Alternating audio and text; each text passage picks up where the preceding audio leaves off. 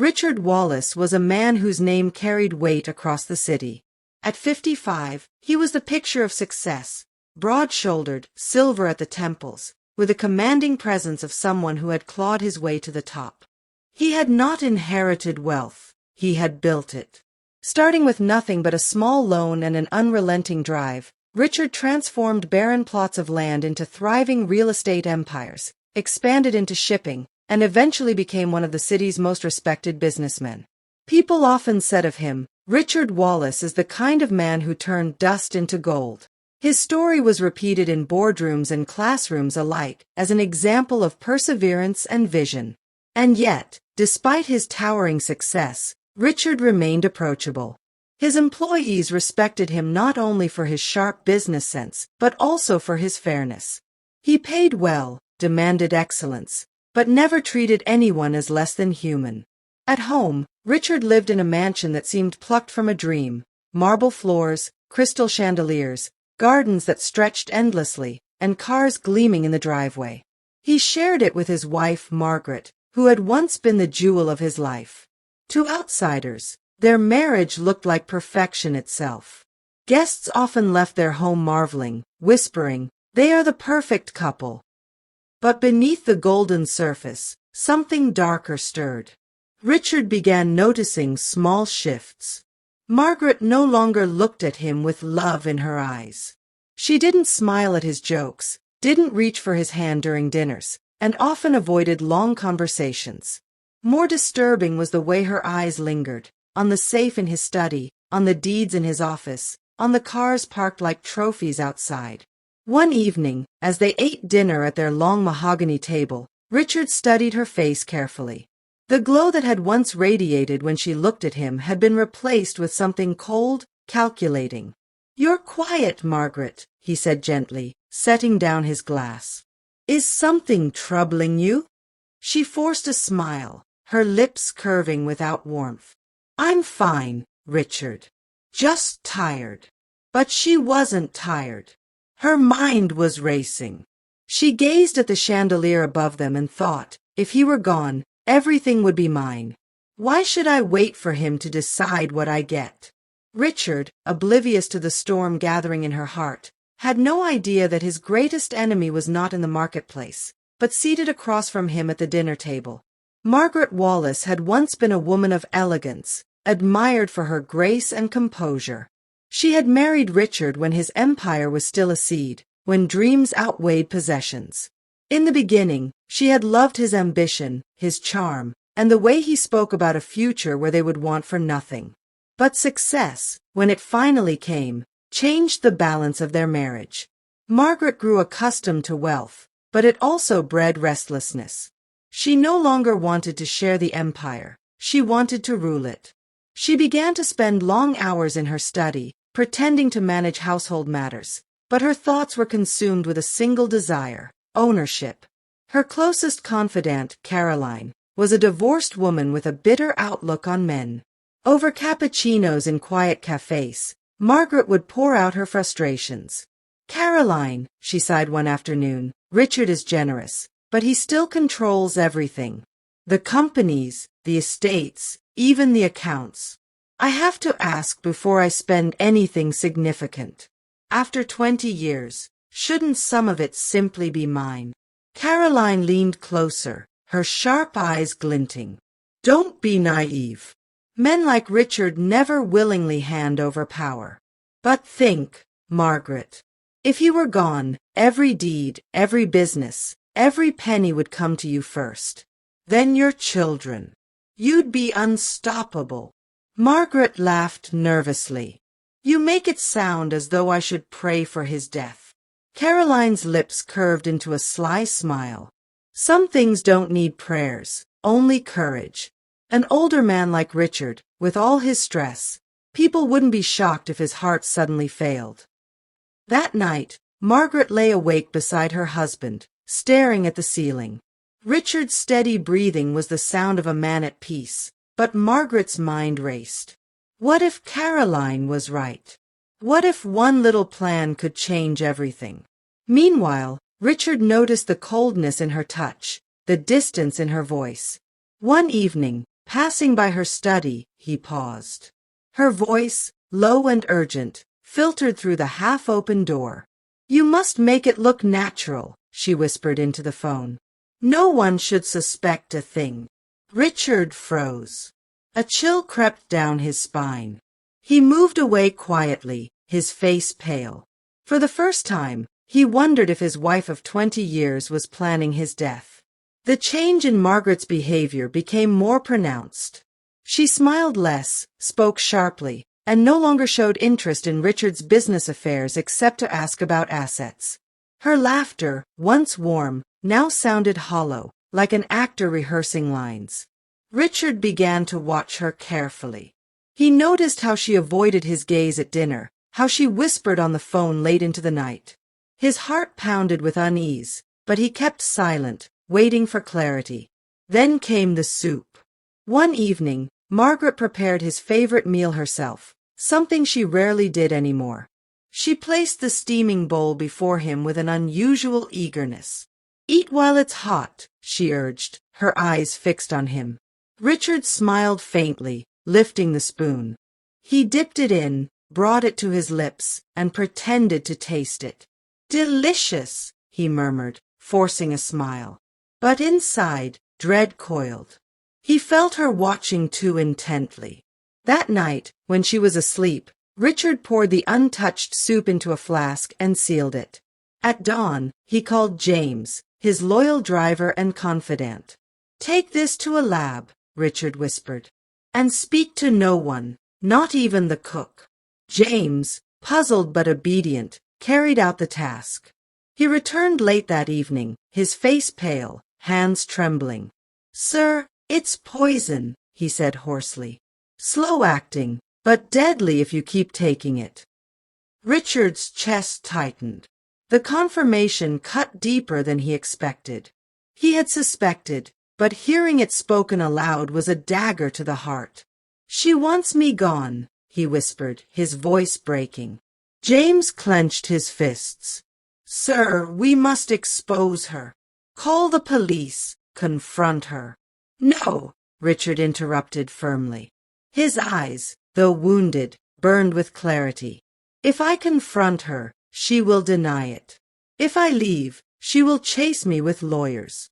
I need a plan that protects me and reveals her true nature. She must expose herself, not me."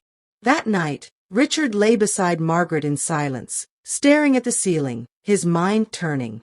He realized with cold certainty, if he wanted to survive, he would have to die first. The opportunity came weeks later. Richard had a scheduled business trip to inspect a property 2 states away. He knew Margaret would not accompany him, and he decided it was the perfect stage for his plan. Calling James and a trusted doctor friend, Dr. Lawson, Richard outlined his intentions.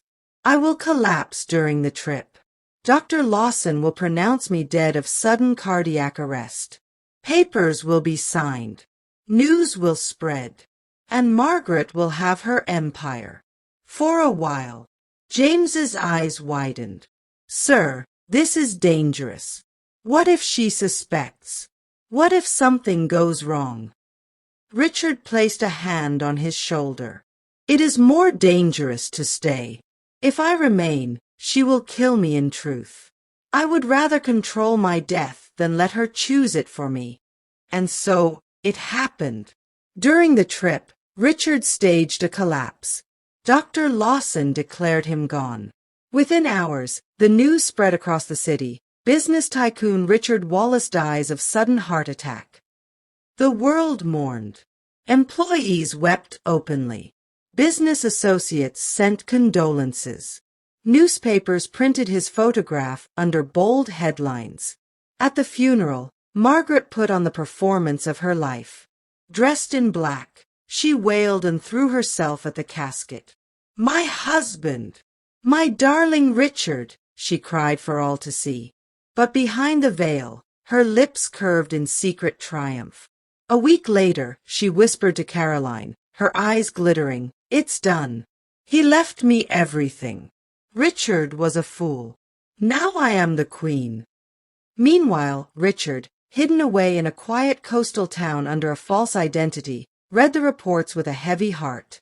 He missed his children, Emily and Daniel, who were still abroad. He longed for the comfort of home. But he endured. He needed to watch, to let Margaret reveal who she truly was. Richard spent his days in exile planning carefully. He had not staged his death to escape wealth or family. He had done it to preserve both. His goal was to see Margaret's greed laid bare, to protect his children, and to return at the right time with proof no one could deny. From afar, through James and a handful of loyal contacts, Richard received updates about Margaret's actions. At first, she visited lawyers with a trembling handkerchief, claiming she needed to manage Richard's legacy. But her eagerness was noticed. "Mrs. Wallace," one lawyer, Mr. Cole, said gently, "perhaps you should allow yourself time to grieve before making big decisions." Margaret snapped, "Time is money, Mr. Cole. Richard worked too hard for me to let anything slip away." Within weeks, she sold off 2 of Richard's smaller companies, pocketing millions. She redecorated the mansion with imported Italian furniture, bought sports cars, and hosted lavish parties in the gardens where Richard once held family picnics. Neighbors whispered uneasily, "She doesn't act like a grieving widow." "She's celebrating," others muttered. Richard read about her first grand party in the newspaper. He shook his head slowly. "She's proving herself faster than I expected," he muttered. James slammed his fist on the table. "Sir, she dances on your grave." Richard's eyes narrowed. "Let her. The higher she climbs, the harder her fall will be. We will let her build her own gallows." But as he spoke, his chest ached. He was not only watching a greedy woman destroy herself, he was watching the woman he once loved become a stranger. The city wore black for Richard Wallace. Newspapers ran respectful tributes, employees organized candlelight vigils, and business leaders delivered polished eulogies about vision and integrity. The church overflowed for the memorial service, white lilies lining the aisle, a framed photograph of Richard on an easel, his eyes bright as though still mid-smile. A choir sang softly. People wept openly. In the second pew, Margaret dabbed her eyes with a lace handkerchief, her shoulders trembling just enough to be seen. Emily and Daniel, trapped by exam schedules and visa delays, sent recorded tributes that played on the projector. Emily's voice cracked as she said, "He promised to be at my graduation. I will carry him there in my heart." Daniel's jaw tightened with grief. In a faraway room, the real Richard watched those videos on a small tablet, his hands clenched, his eyes wet. He reached toward the screen, unable to touch what he loved most. After the service, people clustered around Margaret with rehearsed sympathy. "You must be strong," they said. "Richard believed in you." She nodded gravely, receiving condolences like a queen receiving tribute. In the privacy of the car, however, the gravity faded. She sat upright, eyes sharp. "Call Mr. Cole," she told the driver. "Tomorrow we begin." In the days that followed, black fabric came down from the gates and accountants came in through the side door. Margaret toured the properties with a somber air and a quick pen. She opened Richard's study and lingered in the leather chair as if it were a throne. Keys were catalogued. Safes were inventoried. She ran a hand over the desk and whispered, "Mine." James, who kept his distance to avoid suspicion, watched from a respectful remove. He helped coordinate security at the memorial, then disappeared into the background. Before he left the mansion gates, he paused near the fountain where he'd once seen Richard toss coins for good luck. He whispered, "Sir, the city mourns you, but your house is already changing." That night, Richard lay awake in his rented coastal room, listening to the sea tap the window like a patient messenger. He felt grief and guilt like twin weights. He had walked into death to save his life. And now he could only watch, silent as the grave he had faked, while the life he built was parceled, praised, and prepared for someone else's crown. Margaret moved quickly, like someone late for a feast. She began with the people who remembered Richard too fondly. The head of security, gone. The senior accountant who questioned a line item, replaced. The housekeeper who still set a place for Mr. Wallace at breakfast, dismissed without severance. In their place came polished newcomers with tight smiles and looser ethics. They called her Madam, as if it were a royal title, and adopted her impatience like a second skin. Mr. Cole, the family lawyer, attempted reason. There is a process for estates this large, he said, laying out timelines. Probate, tax reviews, creditor notices. If we rush, we create exposure. Margaret's gaze hardened. Exposure is what happens when you move slowly. Richard built an empire by acting. I will honor that. She signed the sale of a boutique logistics subsidiary the same afternoon. The buyer, a private fund with unclear backers, wired an impressive sum. A slice of it disappeared into a personal account Margaret described vaguely as household liquidity. She hosted a garden reception, a modest thank you for those who supported me, that turned into a spectacle. String lights draped the trees. A jazz trio played near the hedge maze. Guests murmured about her composure. She wore a black dress with a diamond collar and received the city's nods as if accepting coronation. Caroline stood at her shoulder, gleaming with vicarious victory. In the kitchen corridor, James ran into the new operations advisor, a slick man named Victor Hale, whose watch could blind a man in sunlight. You're James, yes, Victor said lightly. Loyalty is admirable, but loyalty to the past is a liability. We are building a new era. A new era doesn't need to trample graves, James replied. Victor smiled without warmth. Graves are for closure.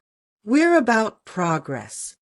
When Margaret stepped onto the terrace to toast Richard's memory and her stewardship, neighbors watched from behind crystal flutes.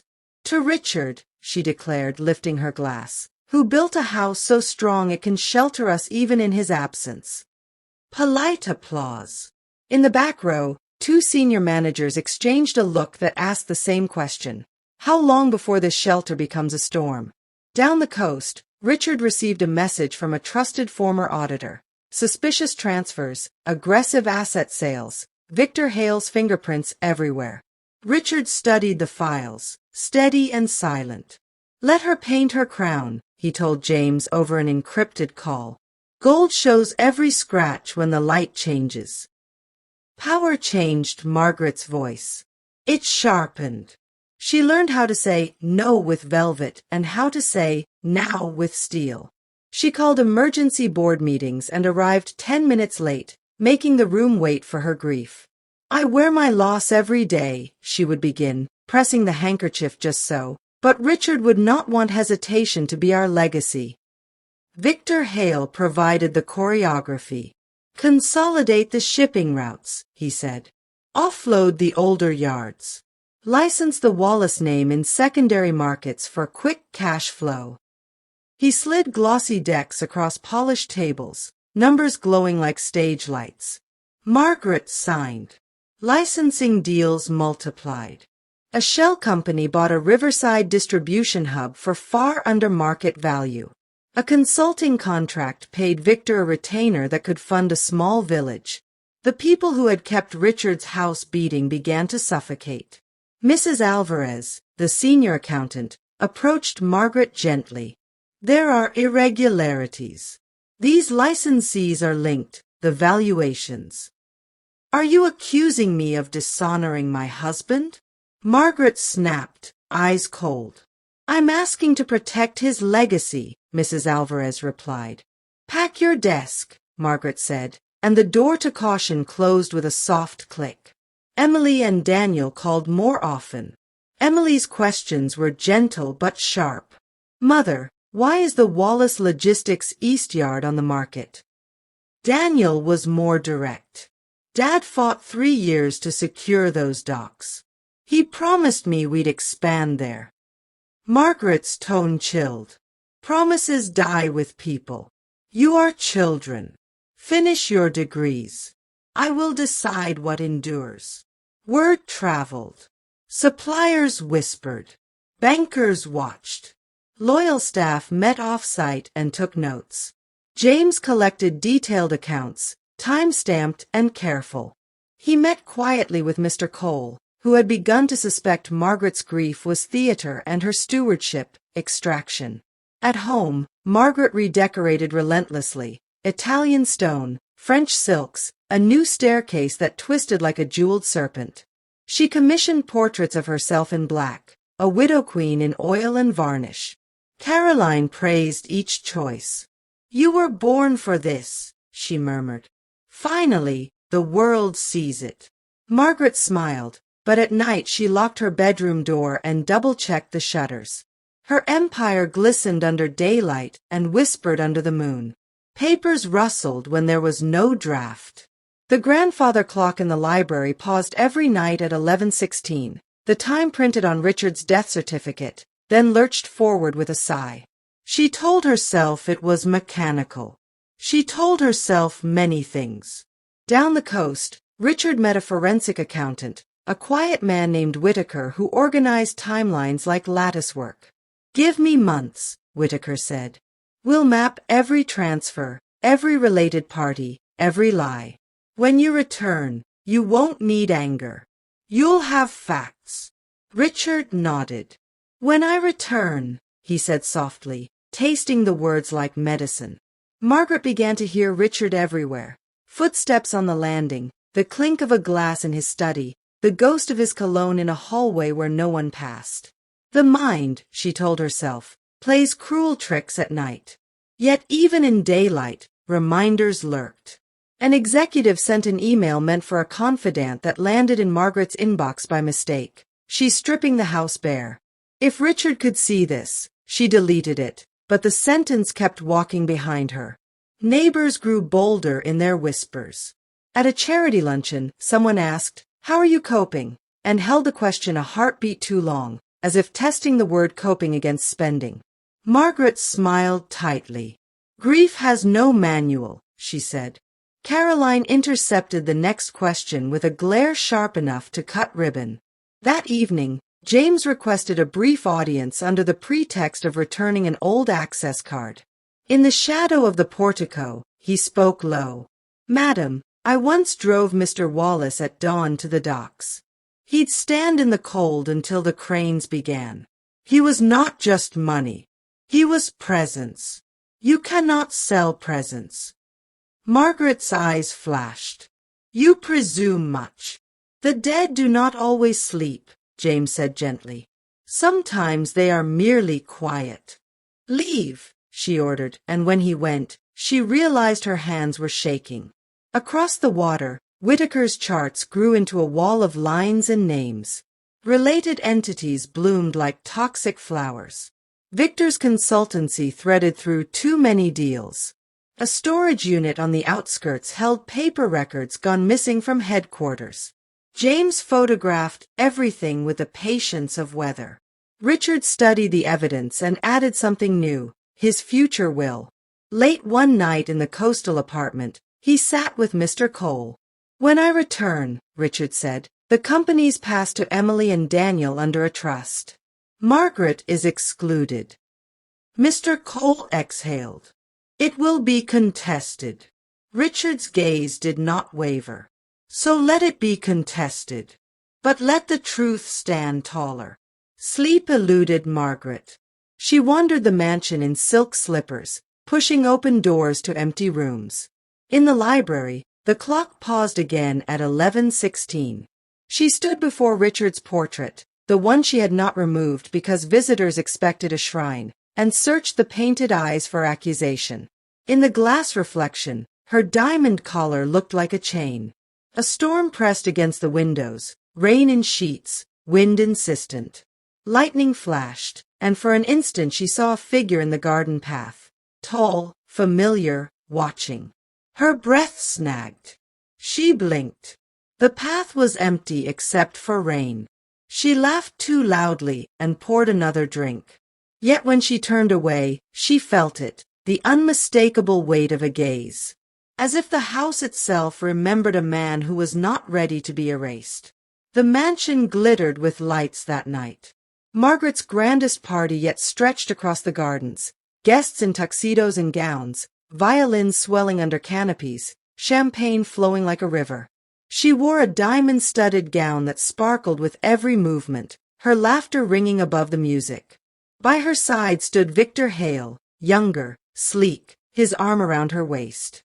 Caroline floated nearby, basking in borrowed splendor. Margaret lifted her glass high. To Richard Wallace, she declared, the man who built an empire and left it in the hands of the one who loved him most. Applause rippled, though several guests exchanged uneasy glances. Then the massive doors to the mansion opened. A hush fell. The music cut mid-note. Every head turned. Richard Wallace stood at the entrance. Alive. He wore a tailored black suit, his hair neatly combed, his face composed but his eyes blazing. He stepped forward slowly, the polished floor echoing beneath his shoes.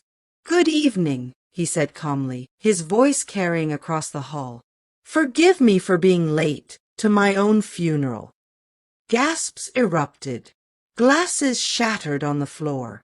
A woman screamed. Others crossed themselves.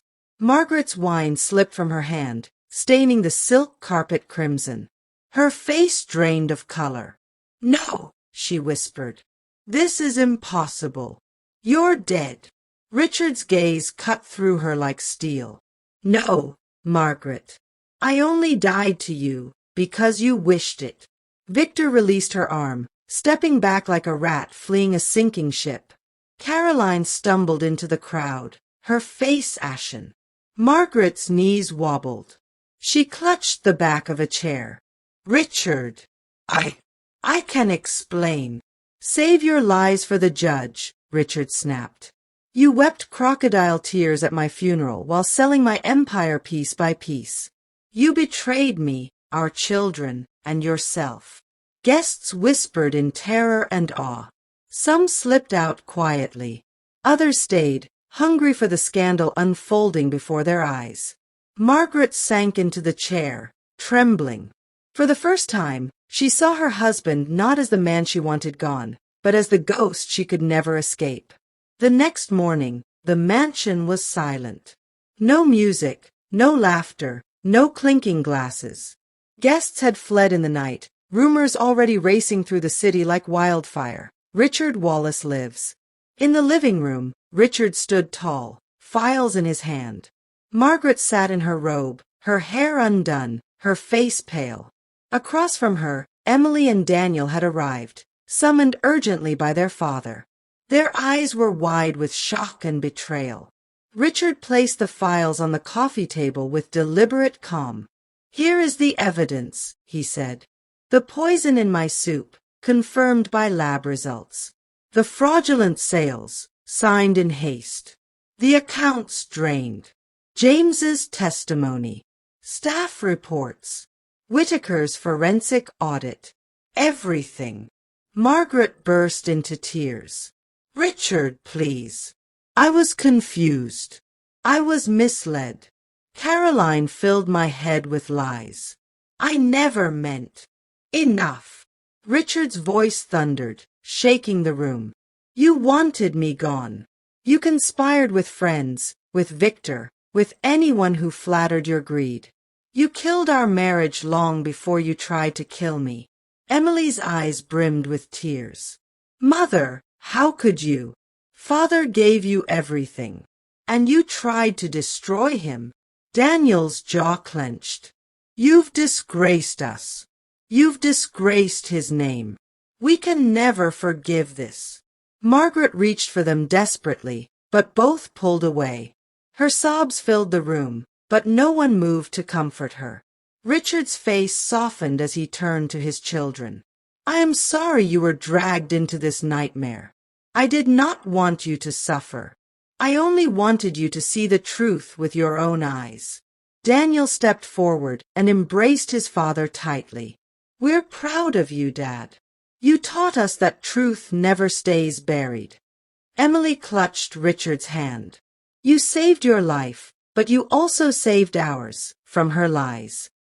Margaret sank lower in her seat, weeping, abandoned even by her children. For the first time, she understood the full weight of her choices. The law moved swiftly. Charges of attempted murder, fraud, and conspiracy mounted against Margaret. Caroline fled the city, but was eventually tracked down. Victor Hale, slippery as ever, turned state witness to save himself, handing over documents that sealed Margaret's fate. Courtrooms overflowed with spectators. Newspapers splashed headlines across front pages. The widow who wasn't, Richard Wallace's betrayal exposed. Business magazines dissected every sale she had made, every reckless deal, every shred of greed. In court, Margaret tried to defend herself. I was lonely. I was manipulated. I only wanted security. But Richard's testimony silenced the room. Calm, dignified, he laid out the evidence. I built everything with my hands, and I trusted her with my life. She wanted me dead. She wanted it all. Greed does not excuse treachery. The judge's gavel came down hard. Margaret was sentenced to years in prison. Caroline faced her own charges. Victor vanished into obscurity, his name forever stained. The empire Margaret thought she ruled crumbled. Many businesses had been damaged, but Richard's resilience revived them. Loyal partners returned. Investors, relieved to see him alive, placed their faith in him once more. But Richard was changed. He had looked into the eyes of betrayal and survived. One evening, after a long day at the office, he sat with Emily and Daniel by the fireplace. Emily asked softly, "Do you regret it, Father?" "Faking your death." Richard looked into the fire, his voice steady. "I regret that it was necessary. But if I hadn't, I would be gone, and the truth with me." Daniel nodded. "She destroyed herself, not you." Richard exhaled deeply. Betrayal by the one you trusted most leaves a scar no wealth can heal. But scars remind us of survival. Margaret, meanwhile, lived in a cold prison cell. The diamond gowns were gone, the mansion stripped from her hands, her name now a cautionary tale whispered with disgust. Years passed. Richard rebuilt patiently. He restructured his empire, placing control in the hands of his children under a trust. Emily took charge of logistics, Daniel managed real estate, and both carried their father's legacy with honor. Richard established a foundation for widows and orphans, channeling part of his fortune into helping those truly in need. Not every widow is Margaret, he told the board. Some suffer because of betrayal, not cause it. They deserve dignity. The mansion once haunted by lies now rang with grandchildren's laughter. Holidays were celebrated under its chandeliers again, but this time with warmth, not performance. At family gatherings, Richard often sat quietly, watching his children thrive. Sometimes, when asked about the story, he would lean back, his eyes distant. "I was a man who died once," he would say softly, "but returned. Not for vengeance, but for truth." Emily would squeeze his hand. Daniel would nod, his eyes shining with pride. And the younger generation, wide-eyed, would listen in awe, learning that wealth is nothing without loyalty, and love dies when greed takes its place. As for Margaret, she remained in prison, her beauty faded, her name forgotten. No one visited her. Even Caroline turned her back when survival demanded it. She lived out her days replaying her mistakes, haunted not by Richard's ghost, but by her own choices. Richard's story spread beyond his city. He became a legend, not a man who cheated death, but one who defeated betrayal with patience, wisdom, and courage. His name was etched not only in business history, but in moral lessons told to couples, to children, to friends. Marriage without trust is a coffin, he often told young people. Greed will always betray love, and those who build castles on lies will one day be buried in their ruins. And so, Richard Wallace lived the rest of his days in peace, not unscarred, but undefeated.